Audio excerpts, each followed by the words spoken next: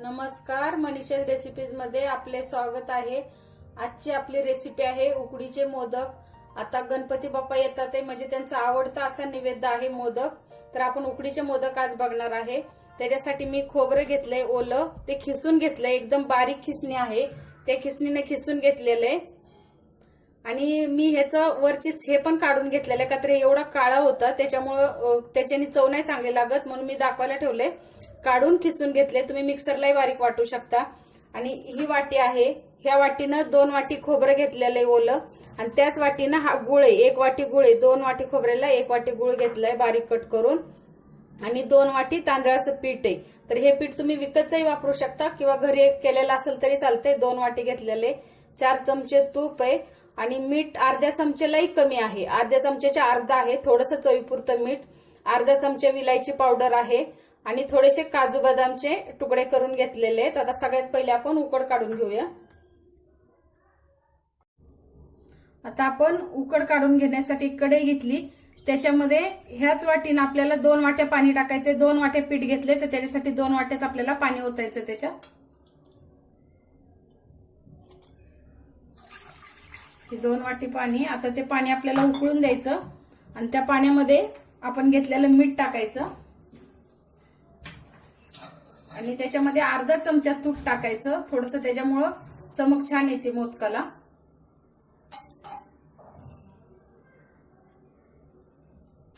पाण्याला उकळी येऊन द्यायचे। आता पाण्याला उकळी आली, आपण गॅस बारीक करायचा आता, आणि गॅस बारीक करून आपल्याला हे तांदळाचं पीठ थोडं थोडं त्याच्यामध्ये टाकून मिक्स करायचं। पाण्यात थोडं थोडं टाकून मिक्स करायचं, म्हणजे गाठी होणार नाहीत, गाठी फोडत राहायचे।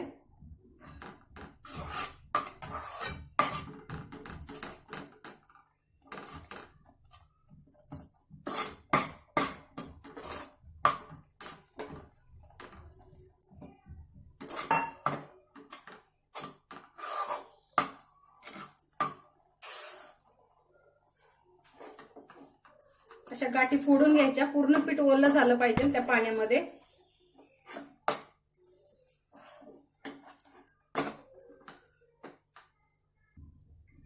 आता गॅस बंद करायचा आहे। आपण पीठ मिक्स झालं की गॅस बंद केलाय, आणि पीठ टाकतानाही बारीक केलेला होता गॅस।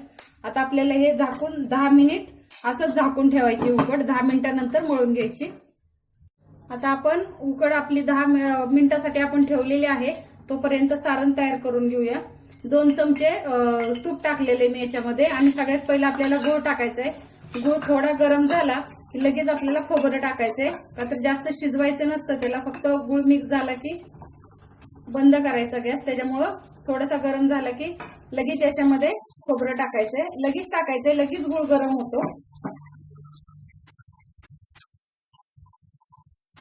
आणि मिडियम गॅसवरती मिक्स करून घ्यायचं, सगळा गूळ याच्यामध्ये मिसळला पाहिजे।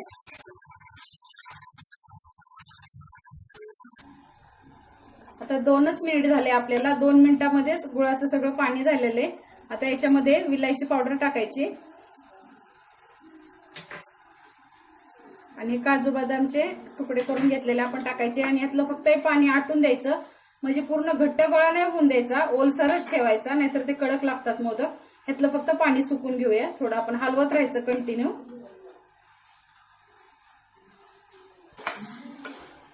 आता मिक्स करून झालंय आपलं, हे बघा थोडंसं असं ओलसरच आहे। आता हे थोडंसं आपल्याला इथं वाटतंय ना, थोडंसं आहे गुळाचं पाणी पातळ। गॅस बंद करून टाकायचं लगेच, का तर थंड झाल्यानंतर घट्ट होतं, त्याच्यामुळे पूर्ण एकदमच त्याला असं घट्ट गोळा होईपर्यंत वाट बघायची नाही, मग लय घट्ट होतं सारण। आता सारण थंड होतंय, तोपर्यंत आपण पीठ मळून घेऊया। 10 मिनिट झालेले आहेत आपले। आता आपण उकड एका ताटामध्ये काढून घेतलेले, आणि ती गरमच आहे। तर काय करायचं, आपल्याला थोडीशी अशी वाटीनी असे दाबून दाबून थोडीशी गाठी फोडून घ्यायच्या याच्यातल्या, म्हणजे थंडही होते आपल्याला हातांनी मळण्यासारखी, आणि चिकटही चांगला चिकटपणा येतो त्याला गरम असल्यामुळं।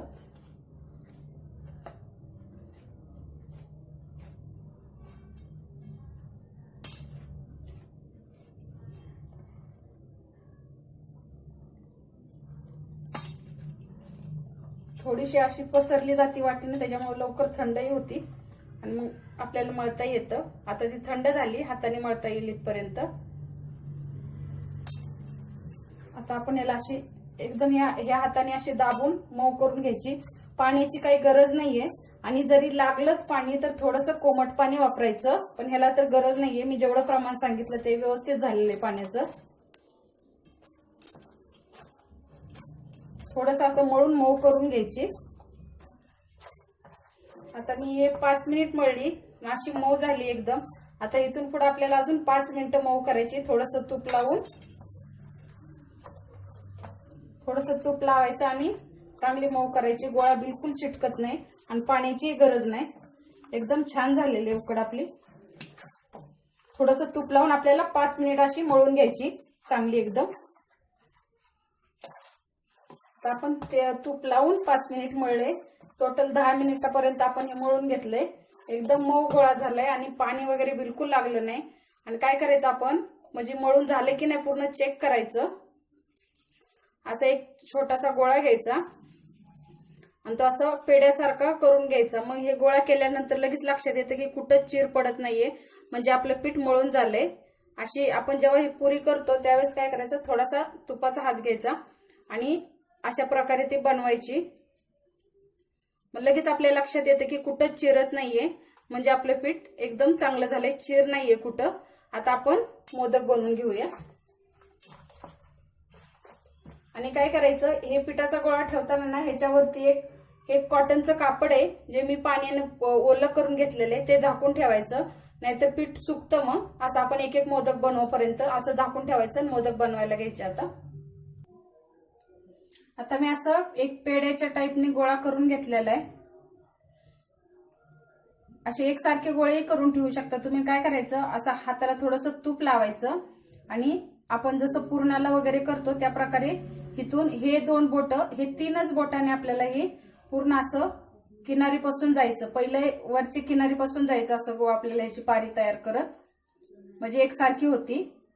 असं आपण खाली खाली जायचं. ते आपल्याला जेव्हा आपण बनवतो तेव्हा लक्षात येतं की आपले जसे बोट फिरतील तसे ते आपण पसरत जाते.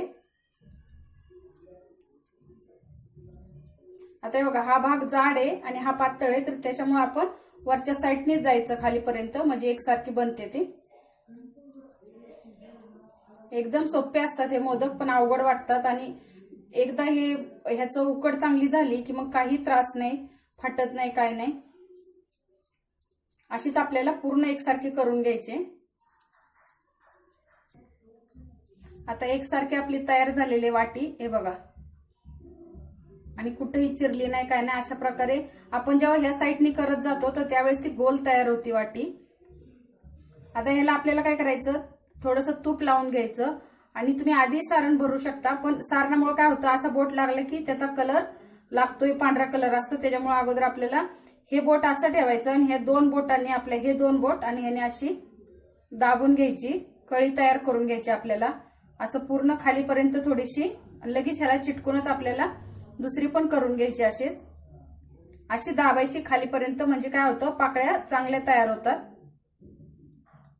पूर्ण असं वरती गच्च दाबून घ्यायची, नाहीतर मग खुलते ती.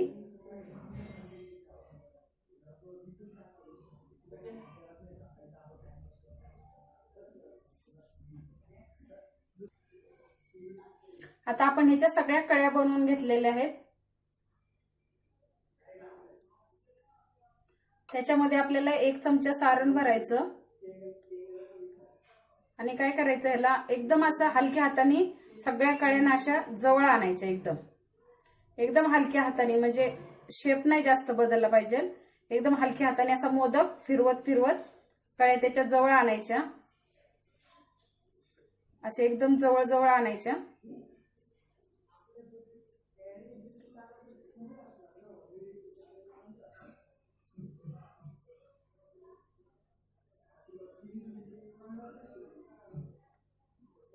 आणि असं त्याचं तोंड आपण हे 5 बोटांनी थोडंसं असं धरून, त्याच्यामुळे काय होतं, शेप पण येतो आणि तोंडही चांगलं बंद होतं, नाहीतर उकडताना खुलतं. आणि असं थोडं व्यवस्थित याला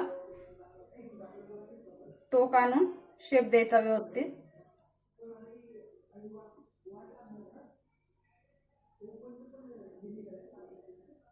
आता आपला मोदक तयार झालेला आहे. अजून एक दाखवते मी, असाच बनवून दाखवते. आणि हे मोदक तुम्ही नवीन बनवत असाल जरी बिघडले तरी 2-3 केले की तुमच्या लक्षात येतात बरोबर. आता दुसराही एक दाखवते मी. आता हे ठेवून घेते. ह्या ताटामध्ये मी तूप लावलेलं आहे, ह्याच्यामध्ये ठेवलेले तूप लावून, नाहीतर चिटकतील खाली. आणि तुम्ही जर असे गोळे केलेले असतील तर तुम्हाला वाटलं कडक झालाय तर तुम्ही तो असा परत थोडासा मळून घ्यायचा, म्हणजे काय होईल तुमची पारी तुटणार नाही आणि चिरणार नाही. आता आपण हे गोळा असा पेड्यासारखा करून घेतलाय आणि थोडंसं तूप लावून घ्यायचं ह्या 3 बोटांना.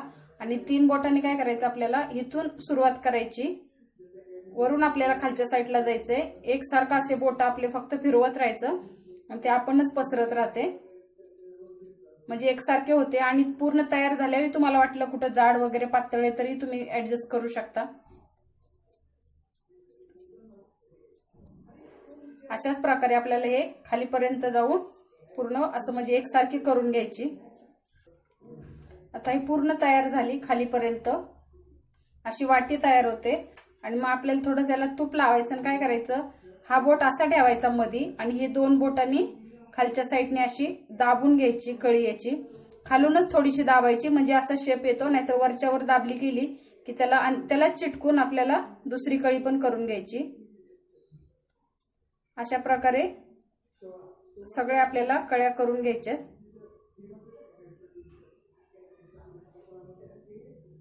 वरती दाबायची आणि खालून वरतीपर्यंत दाबून घ्यायची, म्हणजे डिझाईन छान येते. आता पूर्ण कळ्या करून आपण ह्याच्यामध्ये 1 चमचा सारण भरलेले. आता आपल्याला असं हलक्या हाताने जवळ आणायचे त्या सगळ्या कळ्या, एकदम दाबायचं नाही, फिरवत फिरवत मोदक हळूहळू आणायचे, म्हणजे हे कळ्यांची आपली डिझाईन म्हणजे खराब होत नाही.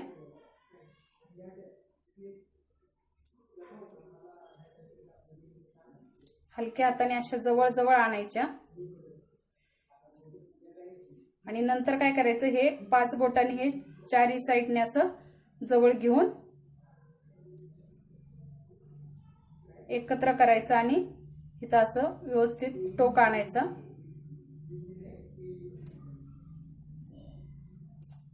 त्याच्यामुळे काय होतं, आपण जे खालीपर्यंत केल्या होत्या कळ्या त्याच्यामुळं तशीच अशी डिझाईन दिसते आणि मोदक दिसायलाही छान दिसतात. उकडीचे मोदक म्हणले की ह्या कळ्या असेल तरच छान दिसतात. आता आपण सगळे बनवून घेऊया असेच. आता मी मोदक बनवून झालेत. ही चाळणी घेतली, आपली घरात असते ती चाळणी, आणि त्या चाळणीमध्ये मी एक कापड टाकले, कॉटनचं पातळ कापड आहे, ते वल्ल करून टाकलेले. कापड नाही टाकलं आणि फक्त तूप लावलं तरी चालतंय. मी कापड टाकले म्हणजे चिटकण्याची बिलकुल काळजी राहत नाही.